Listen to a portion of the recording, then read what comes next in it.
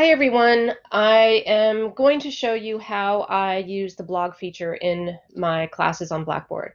So first of all, I'm in my English class and I wanted to show you, I go to blog discussions. There's a couple of things I want to show you here. First of all, I want to show you that the number of entries is always and should always be 1. And here you want to do course instead of individual, and I'll explain why in a little bit. So I'm just going to show you the blogs that I had before school stopped. And this is one of my students sending something to me. This is my responding to him. And I want to show you how the students are responding in one continuous thread. I find this so much easier to read and for them to respond to each other. And so I prefer that they do it this way. I do want to point out that when I close the blog, I put down the blog is closed, it's unavailable to you except for reference for the future, and I'll explain that in a little bit. So I'm going to go over to the one that Annie created at the Comp Lounge, and I want to show you something that happened this morning.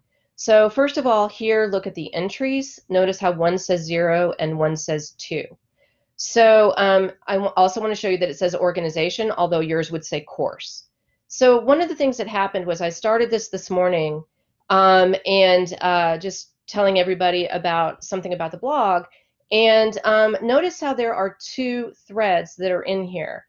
This happened by accident and it was deleted, and I put one back in just to show you guys not to do this unless this is what you want. But for me, I really like the continuous conversations. And so here I've got 2 different conversations unfolding at the same time. And to me, that just gets a little more difficult for them to keep track of everything that's being said. And so I prefer not to have this happen. So then I'm going to go back to her blogs, and I'm going to show you that she started one asking you guys how the first day went. But it actually, notice how there's no comment feature. There's nothing for anybody to reply to.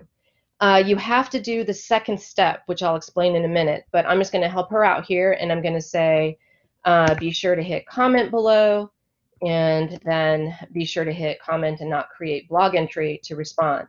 Now, notice how the comment button pops up and anyone can add a comment, and as long as everyone continues to push comment, it will unravel in one long continuous thread. So how do you start a blog? So you go to the blog page and you hit create blog, and how to start a blog. And I will say, please watch the video, and I'll upload the video for you when I finish here. Okay, so there are a couple things you should know. One, if you want to put all your blogs in now and have them come in at certain times, then you can do that. So all you have to do is hit display after, and then it automatically uploads whenever you need it to upload. And then you can hit display until, and it will come off whenever you need it to come off. The problem with display until is that if you tell it to display until a certain time, students won't have access to that blog again, which is why I use the this blog is closed, it's here for reference only, so that students know that that the blog is closed.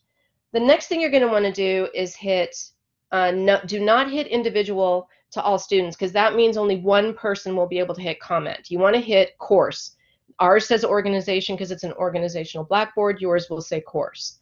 And then I don't allow for anonymous entries. I like them to speak to each other and use them as they write their papers. Sometimes they use blog entries from other people. So then you hit submit, and then you have a new how to start a blog. But we still don't have that comment feature. So we have to go to create blog, we'll say be sure to hit that comment below, and we'll add that in one more time, and then post entry. And now you see the comment feature, so that when you go to your blogs, you now have organization, so it doesn't say individual, and you have the single thread that for each of the blogs. So I hope this helps. If you have any questions, please feel free to call me or to text me or to find me. And I hope you found this useful. I hope you guys are doing okay. Bye-bye.